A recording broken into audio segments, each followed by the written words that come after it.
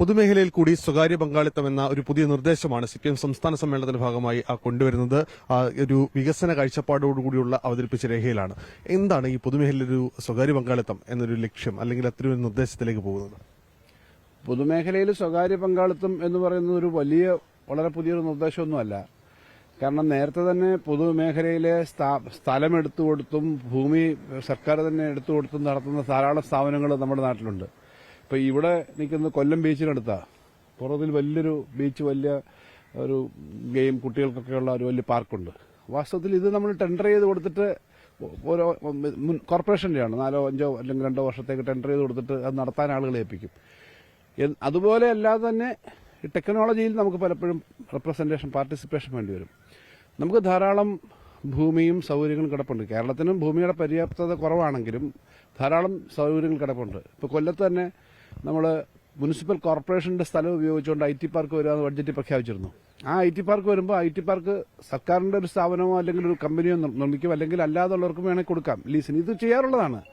അല്ലാതെ ഇതെല്ലാം കൂടെ സ്വകാര്യവൽക്കരിച്ച് ഈ എല്ലാം വിറ്റ് അതിന്റെ പണം ഉണ്ടാക്കാത്ത ഒരു നയമേ അല്ല വന്നേക്കുന്നത്. കേന്ദ്രം പരമാവധി സ്ട്രെങ്തൻ ചെയ്യാനായിട്ട് PPP പ്രൊജക്ടുകൾ വേണം. നമ്മുടെ നാട്ടിലെ റോഡുകളുമൊക്കെ അങ്ങനെ നേരത്തെ ചെയ്യുന്നുണ്ടല്ലോ. അപ്പൊ ആ തരത്തിലുള്ള കാര്യമല്ലാതെ വേറൊരു കാര്യമില്ല. പക്ഷെ മൂലധനം കൂടുതൽ നിക്ഷേപിക്കപ്പെടണം, തൊഴിൽ വേണം. നിയന്ത്രണങ്ങൾക്കനുസരിച്ചിട്ടേ അത് കൊടുക്കാൻ പാടുള്ളൂ. തൊഴിലാളികൾക്ക് സാധാരണക്കാരുടെ സൗകര്യങ്ങളെ ബാധിക്കരുത്. സർക്കാരിന്റെ നിയന്ത്രണത്തിലുള്ള സർക്കാരിന്റെ പരിപൂർണമായ നിയന്ത്രണത്തിൽ നിന്നുകൊണ്ട് സ്വകാര്യ പൊതുമേഖലയെ കൂടുതൽ ശക്തിപ്പെടുത്തുക എന്നുള്ളതാണ് ഇതിലൂടെ ലക്ഷ്യം വെക്കുന്നത്. ഈ പൊതുമേഖല നമ്മൾ പലപ്പോഴും പൊതുമേഖലയിലെ PPP എന്ന് പറയുമ്പോൾ വിചാരിക്കുന്നത് ഇപ്പോൾ ഒരു ഫാക്ടറി നടക്കുന്നു, ആ ഫാക്ടറിയിൽ കുറച്ചിങ്ങനെ വരുന്നു. അതല്ല. ഇപ്പൊ തന്നെ വിഴിഞ്ഞം പോലൊരു പദ്ധതി വരുന്നു. തോന്നലുണ്ടാവാൻ കാരണം ഈ കേന്ദ്ര സർക്കാർ ഇത്തരം തീരുമാനങ്ങൾ അവരെടുക്കുന്നുണ്ടല്ലോ. വിഴിഞ്ഞം പോലൊരു പദ്ധതി വരുന്നു. അല്ലെങ്കിൽ നമ്മുടെ ഗിഫ്റ്റ് സിറ്റി വലിയ പദ്ധതിയാണ്. കൊച്ചി, പിന്നെ ബാംഗ്ലൂർ ഇടനാഴി, അല്ലെങ്കിൽ കോഴിക്കോട്, മംഗലാപുരം, കണ്ണൂർ ഇടനാഴി. നമുക്ക് ആയിരക്കണക്കിന് ഏക്കർ വേണം. ഇപ്പൊ കൊല്ലം കോറിഡോർ നമ്മൾ പറഞ്ഞിട്ടുണ്ട്. ഇപ്പോൾ വിഴിഞ്ഞത്തിന് വേണ്ടി നമ്മുടെ തുറമുഖത്തിനടുത്താണ് നിൽക്കുന്നത്. ഈ സൗകര്യങ്ങളെല്ലാം വരുമ്പോൾ നമുക്ക് 10,000 കോടി രൂപ മുടക്കാൻ നമ്മുടെ സർക്കാരിന് മാത്രം അതിൽ നിന്ന് പറ്റില്ല. എന്നാൽ ഇത് സർക്കാരിന്റെ റൈറ്റുകളെല്ലാം അങ്ങ് ഔട്ട്റൈറ്റായിട്ട് പോകാനും പാടില്ല. ഇപ്പൊ വിഴിഞ്ഞം തുറമുഖം ഒരു PPP പ്രൊജക്റ്റാണ്. ആദ്യം VS ഗവൺമെന്റിന്റെ കാലത്ത് ഇത് ടെൻഡർ ചെയ്തപ്പോഴും ഒരു പ്രൈവറ്റ് പാർട്ണർഷിപ്പ് ഉണ്ട്. ആ പാർട്ണർഷിപ്പിന് സർക്കാരിന്റെ താല്പര്യം ബലി കഴിക്കരുതെന്ന് മാത്രമേ ഉള്ളൂ. അങ്ങനെ നമ്മൾ സ്പീഡിൽ ചെയ്യാൻ തീരുമാനിച്ചില്ലെങ്കിൽ പ്രൊജക്ടുകൾ 10, 50, 100 വർഷം കഴിഞ്ഞാലും പലപ്പോഴും വരില്ല. ഇത് നേരത്തെ ഉള്ളതാണ്. അത് ഏറ്റവും സ്ട്രക്ചേർഡായിട്ട് ചെയ്യും. കൂടുതൽ ക്യാപിറ്റൽ ഇൻഫ്യൂസ് ചെയ്യണം.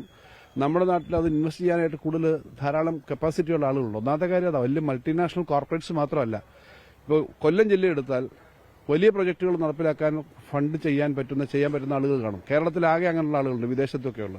അപ്പോൾ ഇതുപോലുള്ള കാര്യങ്ങൾ ചെയ്യാൻ പറ്റുന്ന വലിയ കമ്പനികളും എക്സ്പെർട്ടൈസ് ഉള്ളവരുണ്ട്. പലപ്പോഴും ഇപ്പം വലിയ മൂലധനം വരുന്ന കമ്പനികൾ മാത്രമല്ല, വ്യക്തികളുടെ നമ്മൾ പ്രയോജനപ്പെടുത്തുക എന്നുള്ളതാണ്. പരമാവധി അത് പ്രയോജനപ്പെടുത്തുക എന്നുള്ളതാണ്. ഇന്നലെ പത്രസമ്മേളനത്തിൽ തന്നെ സംസ്ഥാന സെക്രട്ടറി ഇക്കാര്യം പറഞ്ഞിരുന്നല്ലോ. ഞങ്ങൾ പുതിയ നയരേഖയിൽ എങ്ങനെയാണ് കേരളം മുന്നോട്ട് പോകാൻ പറ്റുന്നത്. അതായത് ഇതിലൊരു ആശയക്കുഴപ്പം ആർക്കും വേണ്ട. കാരണം അത് സ്വാഭാവികമായി പൊതുമേഖല സ്ട്രെങ്ത് ചെയ്യുന്ന ഭാഗം കൂടിയാണ്. സ്ട്രെങ്ത് ചെയ്യുന്ന ഭാഗമാണ്. നേരത്തെ തന്നെ ഇങ്ങനെ കാര്യങ്ങൾ ചെയ്തുകൊണ്ടിരിക്കുന്നുണ്ട്. കുറച്ചുകൂടി വിപുലമായി വിമർശനങ്ങൾക്കിടയാക്കും. സ്വാഭാവികമായും പ്രതിപക്ഷം ഇന്നലെ തന്നെ അത് അവരിപ്പം കാള പറ്റൂ എന്ന് പറയുമ്പോൾ കയറെടുക്കുന്നു എന്ന് പറയുന്നത് പ്രതിപക്ഷത്തിന്റെ ഡ്യൂട്ടിയാണെന്ന് അവർ കരുതുന്നുണ്ടാ. യഥാർത്ഥത്തിൽ എന്താണെന്ന് മനസ്സിലാക്കിയിട്ട് വേണ്ടേ ചെയ്യാൻ.